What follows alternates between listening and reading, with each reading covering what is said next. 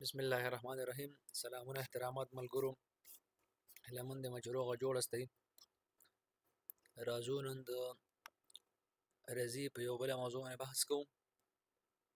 په ریاضي کې موږ ویلو چې هر عدد په توان د صفر مساوي ده د یو سره.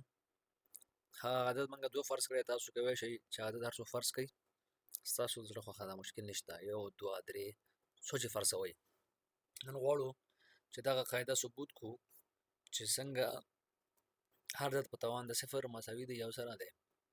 نو دو په توان د صفر دا موږ داسې لیکلی شو چې دو په توان د یو منفي یو، دو په توان د یو منفي یو مساوي د صفر سره. نو دو په توان د یو، دغه دو په توان د یو منفي یو موږ د طاقت د قوانینو په اساس موږ داسې لیکلی شو چې دو په توان د یو ضرب دو په توان د منفي یو مساوي دی د یو سره.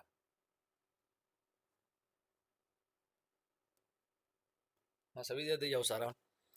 نو دغه دو په توان د یو مساوي کېږي د دو سره ضرب دو په توان د منفي یو. دا کله چې موږ سره په طاقت کې توان منفي توان چې کله مخرج ته ځي نو مثبت کېږي. دا موږ داسې لیکلی شو دو په توان د منفي یو یو پر دوه. نو دوه ضرب یو مساوي دوه پر دوه، نو دو تقسیم دوه مساوي یو. موږ سره نو دغه دو په توان د صفر یعنې هر عدد په توان د صفر مساوي د یو سره ثبوت شو. تاسو خپله ولیدل چې دغه دی موږ سره یو لاس ته راغی. اکسپشن دغه دی چې چیرې تاسو څوک ووایي چې هر عدد په توان د صفر مساوي د یو سره دی، خو که څوک ووایي چې صفر هم یو عدد دی خو صفر په توان د صفر دا مساوي د یو سره نه دی، ځکه صفر په توان د صفر دا مساوي د لایې تناهي سره دی. او هغه څنګه د هغې ثبوت څنګه دی انشاءالله بله ویډیو کې تاسو ته وړاندې کوو. هیله مند یم چې ویډیو مو د پام وړ وګرځي.